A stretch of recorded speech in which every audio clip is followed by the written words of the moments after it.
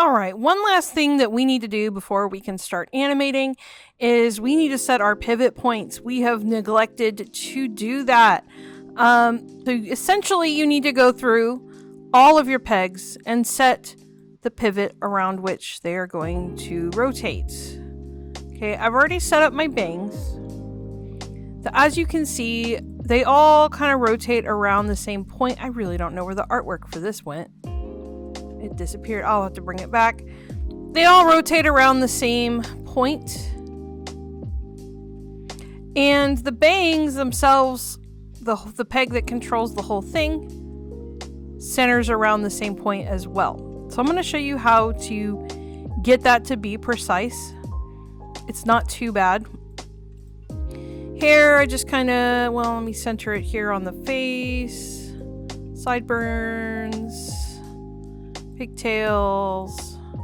Then the hair master, I just had it pretty much all that chunk there. The eyes, probably want to center it somewhere in the eye master. The brow, we probably want, I guess you should figure out where you want it to rotate on your character. The eye itself, whoops, we probably want probably the center. And the pupil, we probably want that in the middle of the pupil.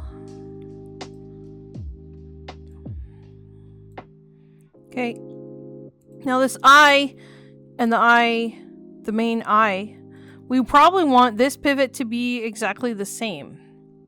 Just like with the bangs. So in order to do that really quickly, I'm going to click on the layer properties for the eye and then the eye master.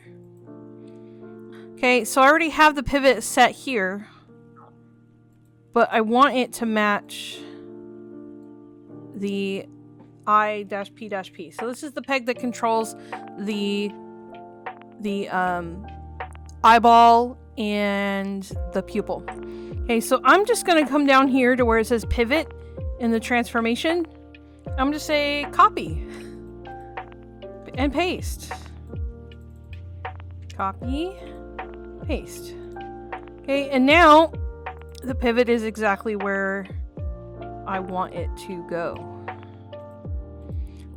Now I move the eye master up just a tad, just so that it includes the, oh, it looks weird, the eyebrow, but you don't have to do that. Okay, so you do the same thing to the other eye, figure out where you want your nose to pivot from. This one's not necessarily like you have to do it. Mouth probably around the center. Ear probably where it attaches to the head, more or less. Oh, it's this ear. So probably about there. Ear L, about where it attaches to the head, about there. We have the upper part of the head, which I'm gonna put about there. The chin, I might do the same pivot point. I might copy my pivots there. The neck, we want to do at the base of the neck where it attaches. Actually, no, the head you probably want here, where the neck. Okay, torso, we probably want it somewhere where the spine is, or probably like the hips area. Probably the bottom of the spine. Right, upper arm I did already. We copied the pivots. But I want to go through that about one more time. So this whole arm I want to pivot about here where the shoulder is-ish. But I also want this upper arm to pivot in the same place. So again, I'm going to pull up the layer properties by clicking on the yellow box for the master. And then for the upper arm, so I should have two windows.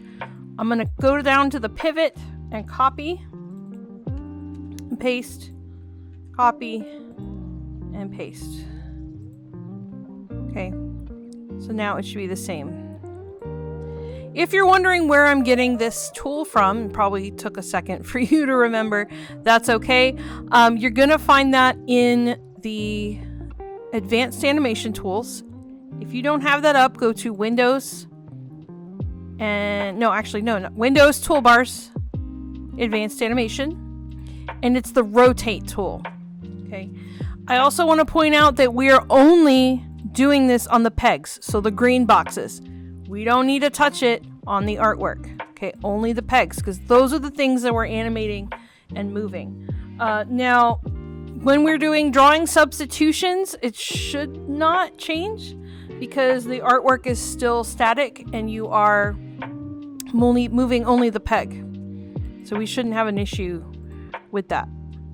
All right, so again, let me place my lower arm. I'm gonna put it in the elbow, kind of in the center of our overlap.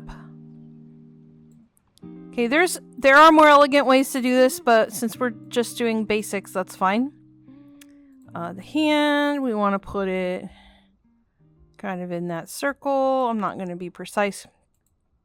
Now I want the lower arm peg to control both of these. So again, I'm going to pull up the layer properties for lower arm and then for the peg above it, and we just copy and paste the pivot.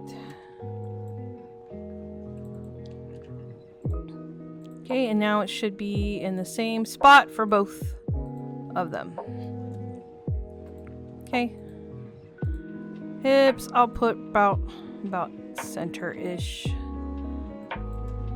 You'll do the same thing with the legs that we did with the arms, with the copy and pasting. So continue this until you've completed all of your pivots. You probably also need to do it for the upper body pegs, upper body, lower body, and the master. The master peg, let's go ahead and put that kind of between, on the bottom where their feet are, in between the feet. That way we have a centered peg here. Okay, so that is the master peg. I just did that too. Okay, make sure and do this before we start animating.